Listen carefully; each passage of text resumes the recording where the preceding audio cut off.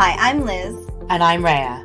Welcome to Karma's My Bitch, a podcast about love, Sex, connection, abundance, joy, purpose, peace, and how life isn't simply the stories we tell ourselves.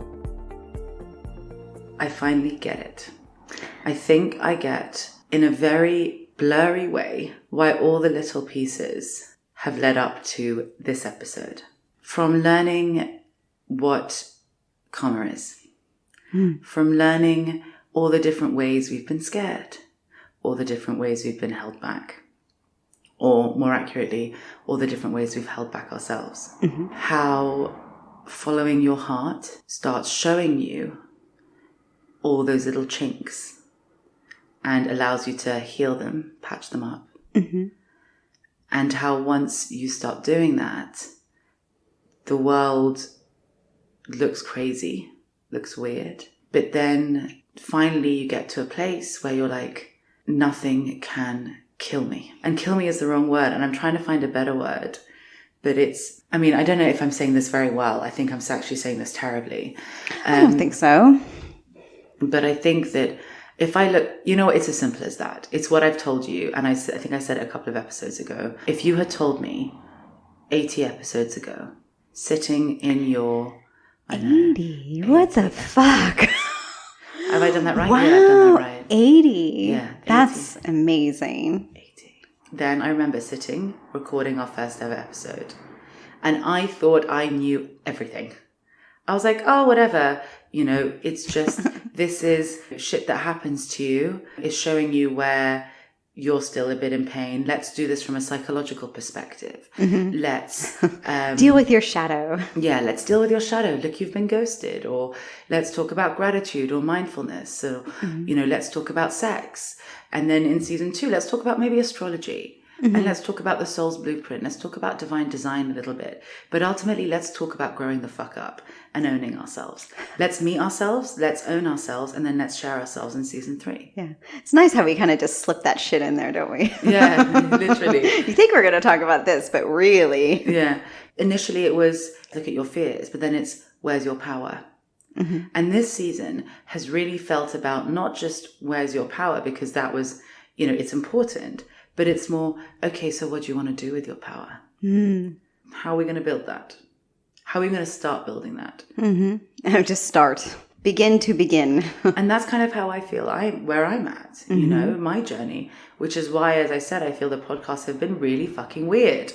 Because I started as someone who fundamentally was so scared of life. Yeah. I was scared of love. Yeah. I was scared of living.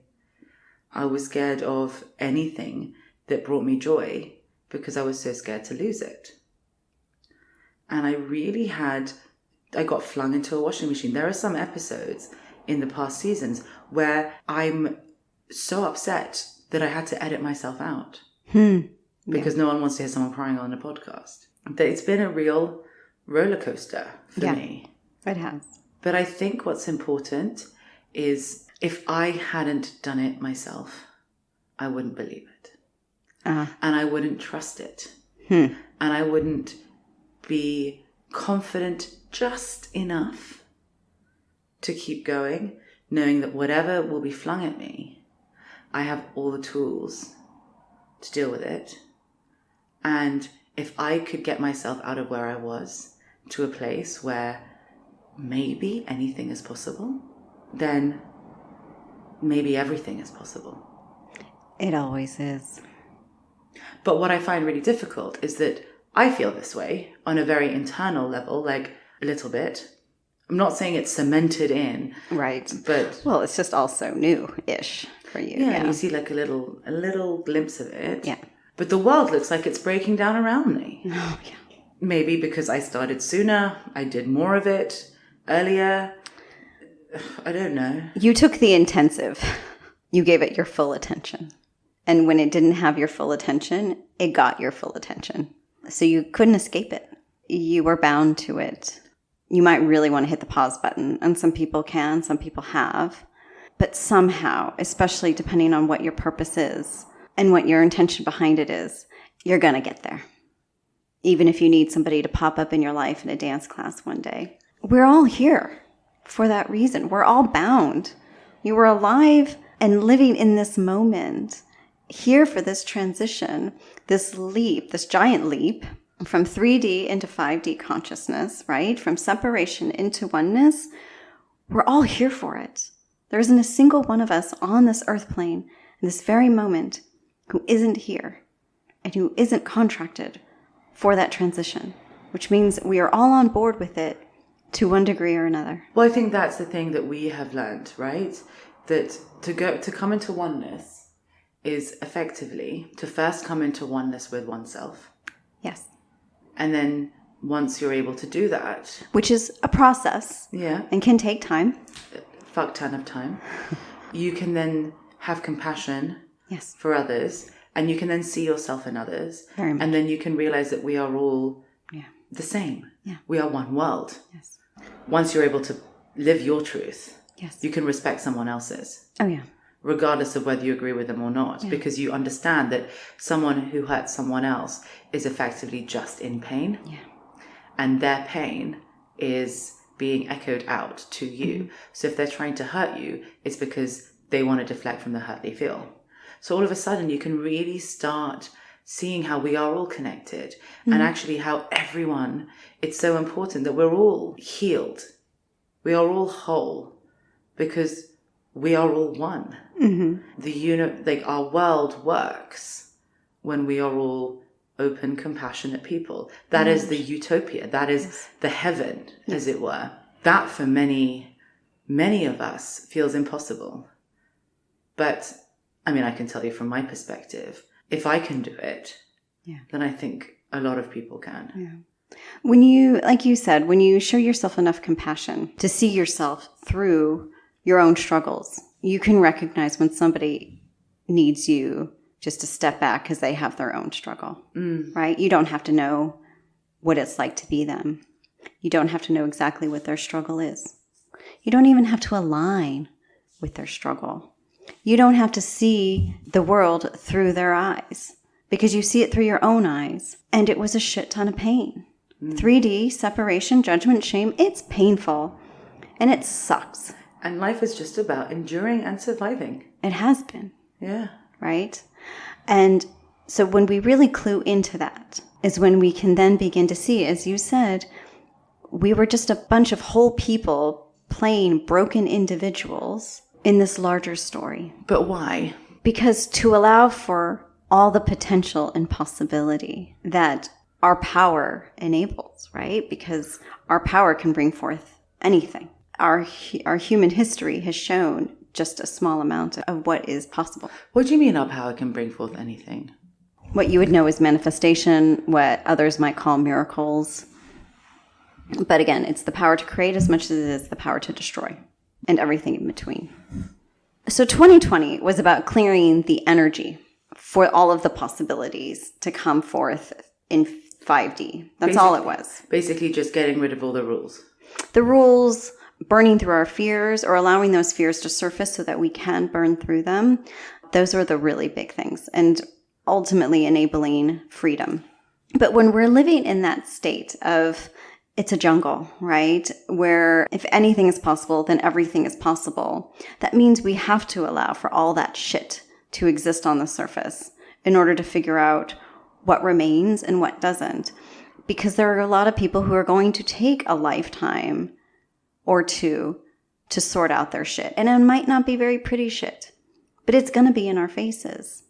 So if you are somebody who tends to be a little judgmental, if you're somebody who tends to be a bit sensitive to the point where it strikes fear, or you're easily triggered, the next year and a half to about the next year up to 2 years will be a bit challenging. How would you assuage that? How do you make it more bearable? Because I'm very sensitive. Yeah. Well, for you find harmony with your sensitivity through your relationships. So you find that when you can reach out to a friend, you find yourself buoyed, right? You are tapped into your purpose.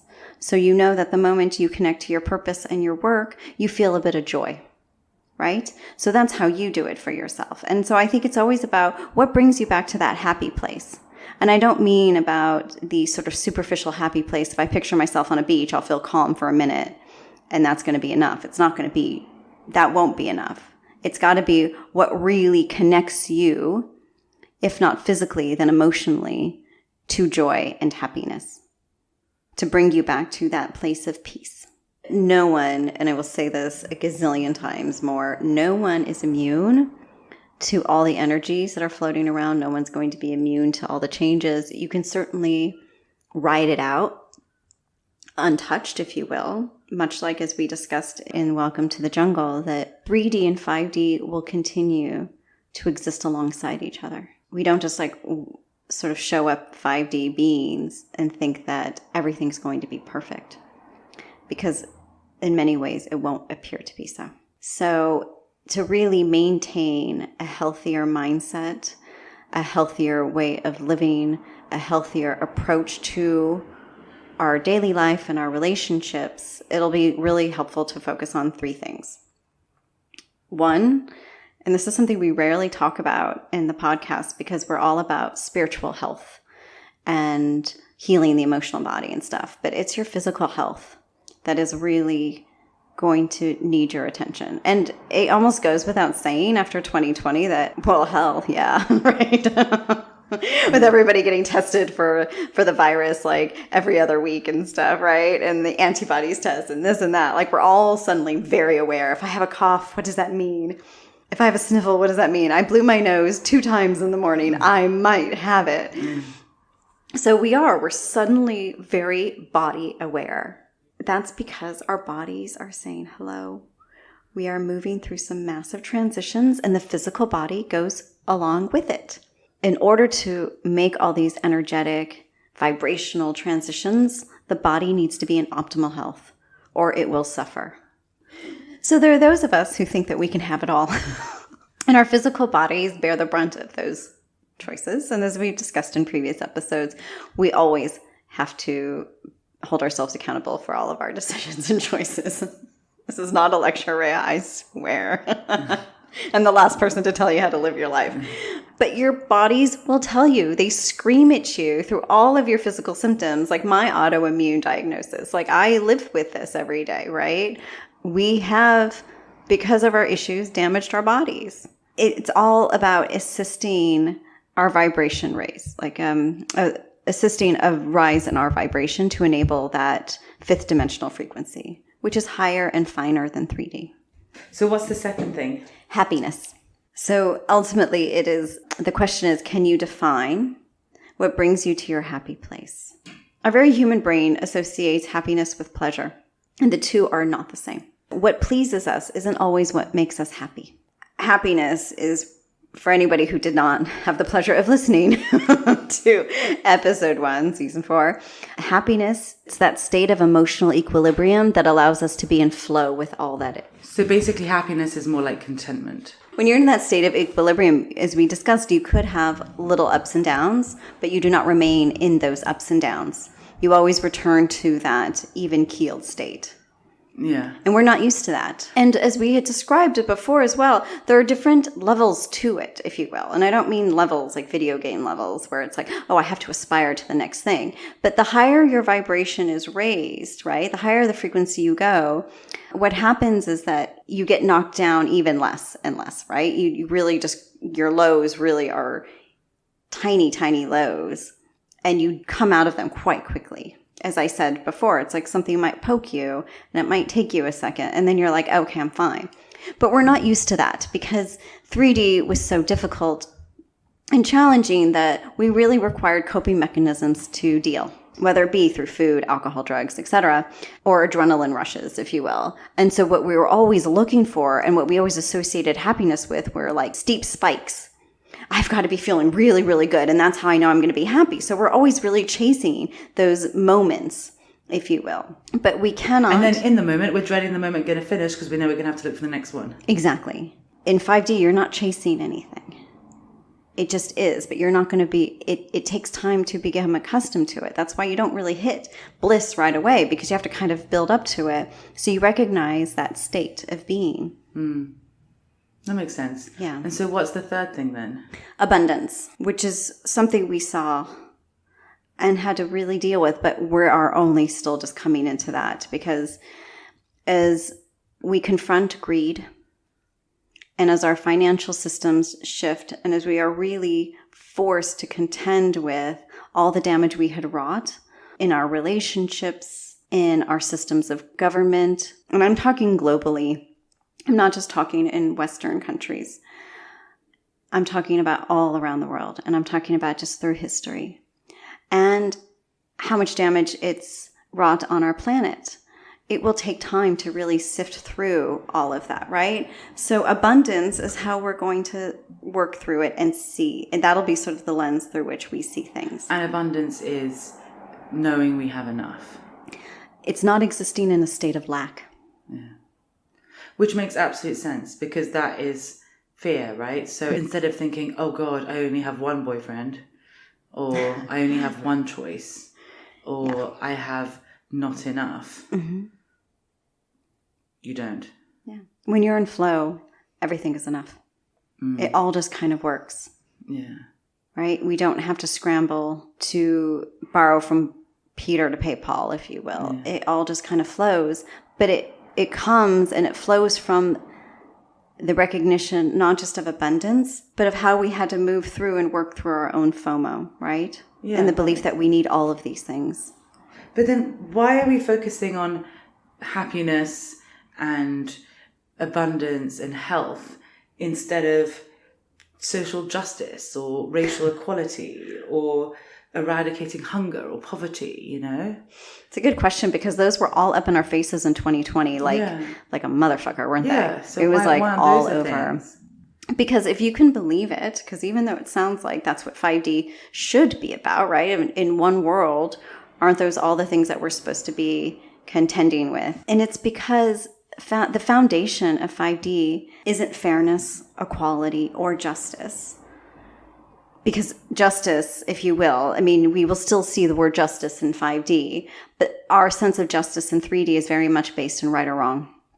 Someone's right and someone's wrong. Exactly. To have a victim, you must have a perpetrator. Yeah. And so long as that understanding exists, that's what I mean, right, when I say justice.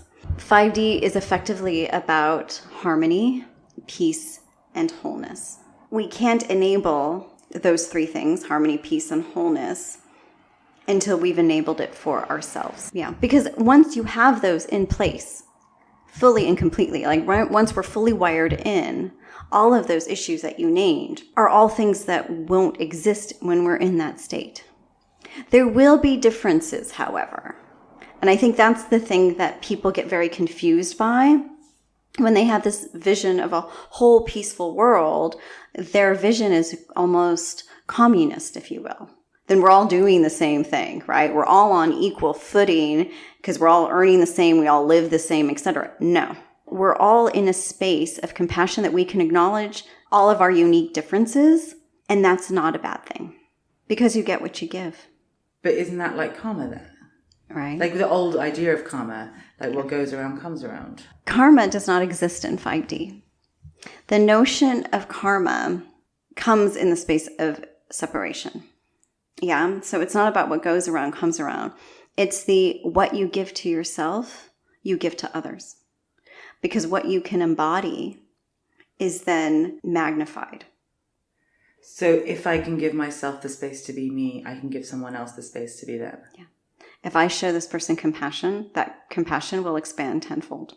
If I can exist in a state of bliss, those around me and those who come into contact with me will sense that and feel it. It's a very magnetic space to be in, and not one that many people have gotten to or will get to for a while. So it's a bit like, oh, I just love being around her because I feel so at peace when I am with her because she's so at peace, kind of thing. Yeah.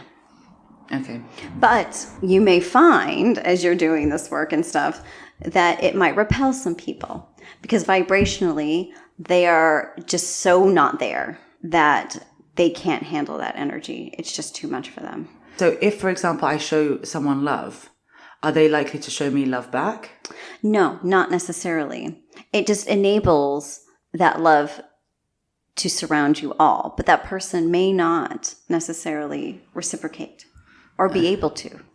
So the funny thing about abundance and why it's something that escapes so many of us, aside the fact that we're so focused on greed and dealing with that right now, is that we don't understand that abundance is not bestowed upon us. It is not something that we earn. It's a natural state for all of us to exist in 5D. But we can hardly conceive of that at the moment because right now I think people's vision of it is still too skewed, but we'll get there as long as we start to understand that we alone have to be able to provide for ourselves. And that was really part of that dichotomy and that struggle that we saw play out a lot in 2020, which was a lot of people saying, okay, taking off the shackles, I am free. But what happened really was then they started looking to others to provide for them. People still have to come into the sort of spiritual, emotional, and mental maturity in order to really be able to exist in that state of freedom without surrendering their power. Yeah, makes sense. So all of the episodes that we have recorded and shared with everyone up until now is to give them the tools to get to that state of emotional, spiritual, and mental maturity to understand what to do with their power, as you had said. Because right now we're really in that stage of spiritual adolescence, if you will. You know, we're still growing up.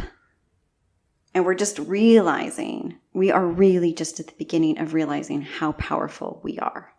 And so in understanding that power, we face a choice, right?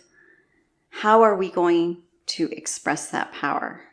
And I think the one thing I can offer anyone listening is focus on building the world you want to live in for yourself, right? You, your family, whomever, as opposed to the old one.